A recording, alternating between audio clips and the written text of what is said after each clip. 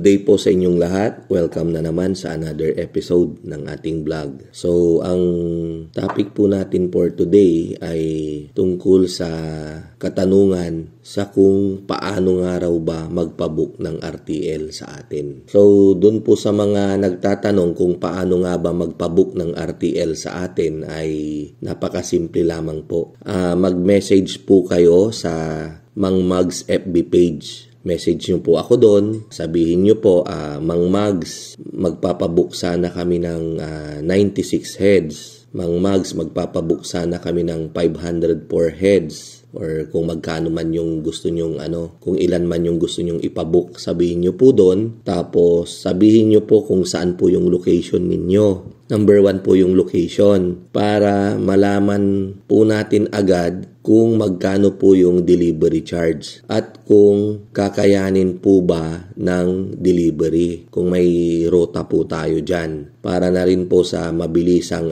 pagsagot sa mga katanungan ninyo.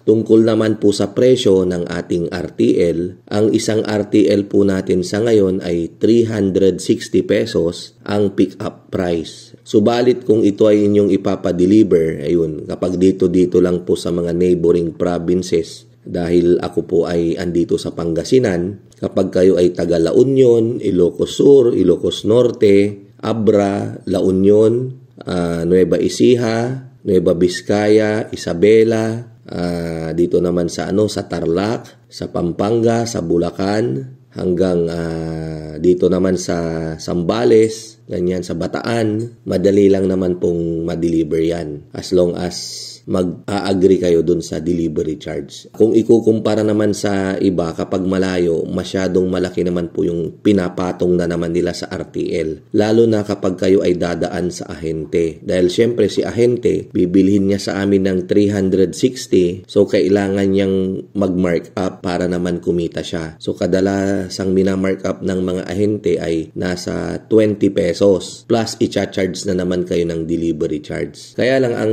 diskarte naman ni ahente para hindi naman siya malugi, nagpapabook yan ng marami. Halimbawa, kukuha siya ng booking 2,000 heads. Kukunin niya sa atin ng 2,000 heads, ibiyabiyahe niya yan hanggang Panorte. So halimbawa, La Union hanggang Ilocos Sur, Ilocos Norte, hanggang dun sa Abra, nag-iipon muna siya ng booking. So lahat ng madadaanan niya, idadaan niya yung mga manok hanggang sa ito ay maubos, ma-deliver niya lahat. Drop off po nila yan. So ganun po yung kanilang diskarte.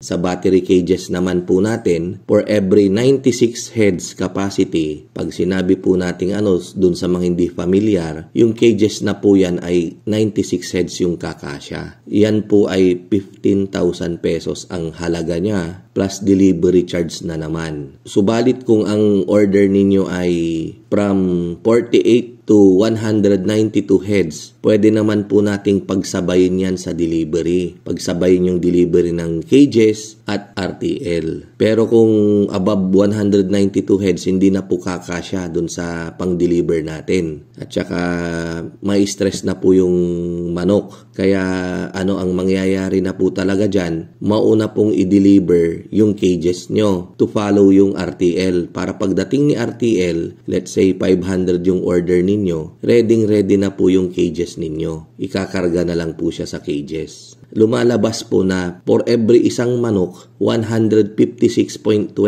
centavos po yung halaga per bird. Sa madaling salita, para madaling magkwenta, palagi nyo pong imumultiply sa 156 pesos and 25 centavos yung presyo ng battery cages sa capacity sa aalagaan ninyong manok. So kung halimbawa 100 heads yung aalagaan ninyo, multiply nyo po yan sa 156.25. Kaya lang, yung battery cages natin, hindi siya proportion sa 100 heads. Proportion po siya sa 96 heads. Ayan. 96 times 156.25. Kaya dun po lumalabas yung 15,000. Anyway, pag nag-inquire naman po kayo, i-compute ko naman po yan kung ano po yung tugma na capacity. Ano lang naman po yan, in a matter of few heads. Ganun lang po, ulitin ko po sa mga gustong umorder, message lang po kayo, pakisabi po kung ilan po yung o-orderin ninyo, and then yung location po ninyo. Tapos, once na magpapabook po kayo sa akin, kailangan po natin ng 50% na partial payment para mabook po yung mga order ninyo. So, sa ngayon po, yung pang February natin, may konti na lang na available. Yung December po natin, sold out na. Considered sold na po. Ayan. So, thank you po. Kita-kita po ulit tayo sa mga susunod nating vlog. Mabuhay po tayong lahat and God bless.